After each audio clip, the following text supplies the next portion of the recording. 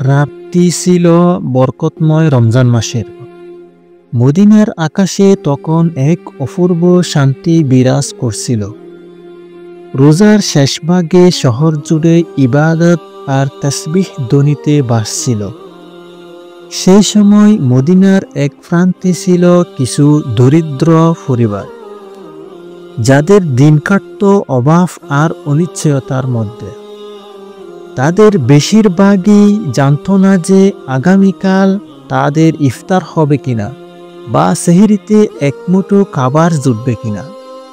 কিন্তু আশ্চর্যজনকভাবে রমজানের প্রথম রাত থেকেই এক অলৌকিক ঘটনা ঘটতে শুরু করল। রাত গভীর হলে দরিদ্রের দরজায় এসে পৌঁছে যেত খাবারের থলে। কখনো তাতে থাকত খেজুর, কখনো থাকত আটা, কখনো বা অর্থ। কেউ জানত না যে কে রেখে গেছে এসব। গরিব, এতিম আর বিধবারা অবাক হয়ে ভাবত, কে হতে পারে এই গোপন সাহায্যকারী। কেউ ভাবত হয়তো কোনো ধনী ব্যক্তি গোপনে সাহায্য করছেন। আবার কেউ ভাবত আল্লাহর কোনো ফেরেশতা এসে রেখে যাচ্ছে। রমজান মাস শেষ হলো, ঈদ এসে গেল। দরিদ্র মানুষরা আনন্দের সাথে সেই অদৃশ্য সাহায্যকারীকে মনে মনে দোয়া করতে লাগলো। কিন্তু ঈদের পরপরই মদিনার আকাশে নেমে এলো এক গভীর শোকের ছায়া। হযরত আলী রাদিয়াল্লাহু তাআলা আনহু শহীদ হয়েছেন। মসজিদে নববীতে কান্নার রোল পড়ে গেল। আলী রাদিয়াল্লাহু তাআলা আনহুর বিদায় যেন পুরো মদিনার হৃদয় ভেঙে দিয়েছে।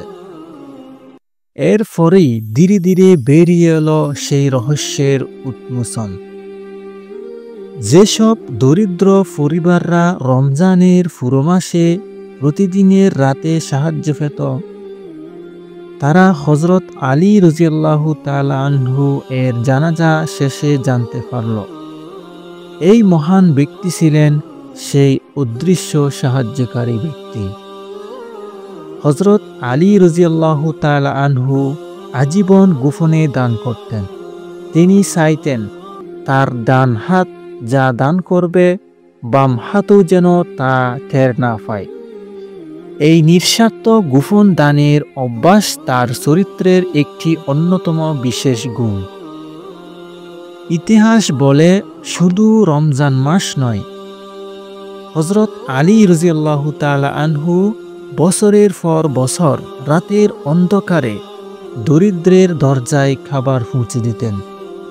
তিনি নিজের পিঠে বোঝা বহন করে খাবারের থলে নিয়ে বের হতেন, যেন কারো সাহায্যের প্রয়োজন না হয় এবং কারো আত্মসম্মানের আঘাত না লাগে। হযরত আলী রাদিয়াল্লাহু তাআলা আনহু এর পিঠে কখনো বোঝা ছিল না, কারণ তিনি সবসময় গরিবদের বোঝা নিজের কাঁধে তুলে নিতেন। তার শহীদ হওয়ার পর সেই গোপন সাহায্য বন্ধ হয়ে যায়। তখন মদিনার দরিদ্র মানুষরা বুঝতে পারে তাদের রাতের অতিথি, তাদের নীরব সাহায্যকারী আর কেউ নন, মুসলিম জাতির চতুর্থ খলিফা, মহান সাহাবী রাসূল করিম সাল্লাল্লাহু আলাইহি ওয়াসাল্লাম এর প্রিয় জামাতা হযরত আলী রাদিয়াল্লাহু তাআলা আনহু।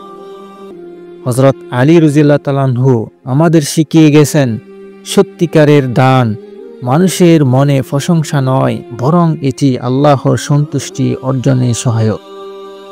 প্রিয় দর্শক, আমরা কি পারব সেই গোপন দানের সুন্নাহকে নিজের জীবনে ফিরিয়ে আনতে? আর এই ধরনের আরো অনেক ইসলামিক গল্প শুনতে আমাদের এই চ্যানেলটি সাবস্ক্রাইব করতে ভুলবেন না।